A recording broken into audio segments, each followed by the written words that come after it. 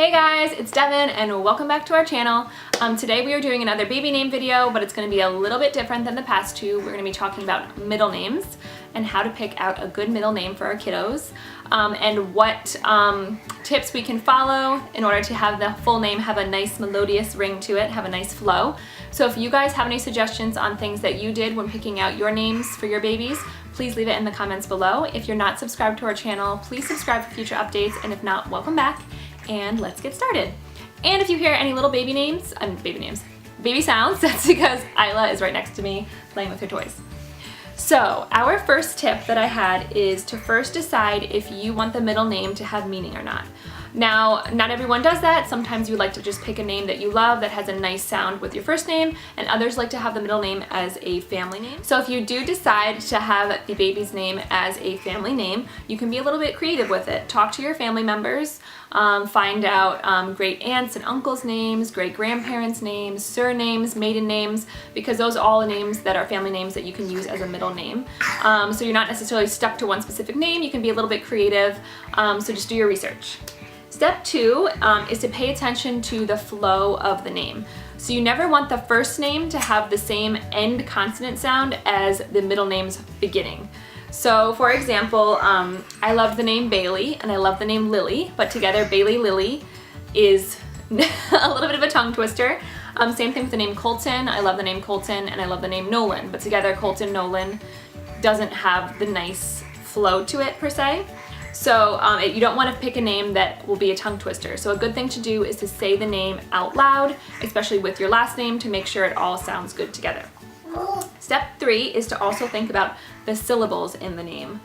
Usually it sounds better, not always, but usually it sounds better if the middle name differs in syllable count from the middle name and the first name, from the first name, also from the last name. So you want to pair a longer first name with a shorter middle name, or a short first name, I can't speak you guys, with a longer middle.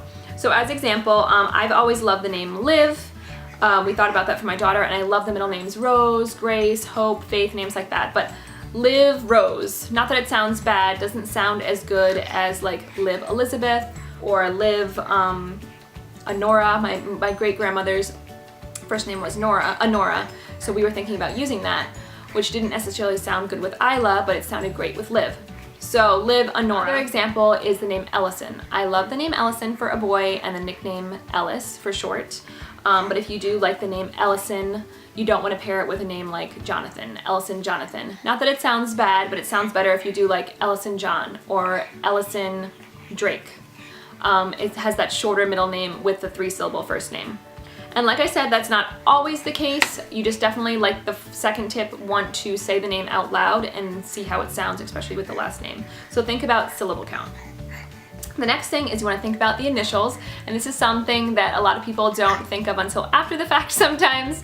The name might sound beautiful or very handsome when said out loud, but then if you look at the initials or the monogram, it might have like an inappropriate type of meaning. So definitely think about that, because you don't want to realize that after the fact.